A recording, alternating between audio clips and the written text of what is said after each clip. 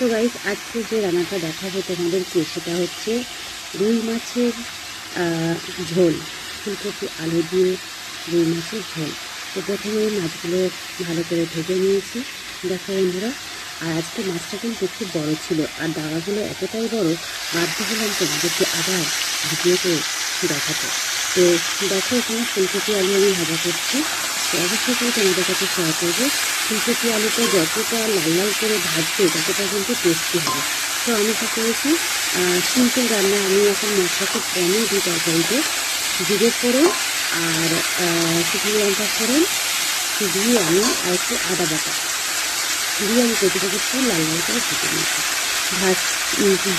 লাল লাল করে ভাজা যখন হয়ে যাবে তখন আস্তে আস্তে আমি জিরের গুঁড়ো, ধনের গুঁড়ো আর নুনের তো দিতে হয়, তোমরা জানি যে অবশ্যই করে তোমাদের কাছে শেয়ার করবো। আর ভাজাটা কিন্তু অনেকক্ষণ ধরেই ভাজতে হবে, নাহলে কিন্তু কালারটা আসছে না।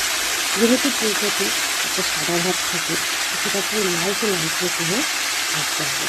তারপর আস্তে আস্তে মশলাগুলো দিয়ে তারপর একটু জল দিয়ে আর এতটাই কষা ভাজা ভাজা করবো যে আমি ওই গরমে সিদ্ধ হয়ে যাবে। তাই বেশি জল দেওয়া লাগবে না। তো মাছগুলো কড়া করে ভাজা হয়ে গেছে, কারণ আমাদের বাড়িতে বেশিরভাগ কড়া মাছটাই হয়। অনেকেই মাছ একটু কাঁচা কাঁচা অবস্থায় রেখে দেয়। তো এই যে মশলাগুলো আমি ফোড়ন দিয়েছিলাম সেগুলো তোমাদের কাছে দেখাচ্ছি। গোটা জিরে আর কাঁচা লঙ্কা দিলে তো আরও টেস্ট হয়, আমি কি শুকনো লঙ্কা দিলেও দিতে পারো, কোনো সমস্যা নেই। যেভাবে হোক করলেই হলো ভাজাটা। আমি তো কাঁচা লঙ্কা কুচিয়ে দিয়েছি আর একটু জিরে লঙ্কা উপর দিয়ে ছড়িয়ে দিচ্ছি।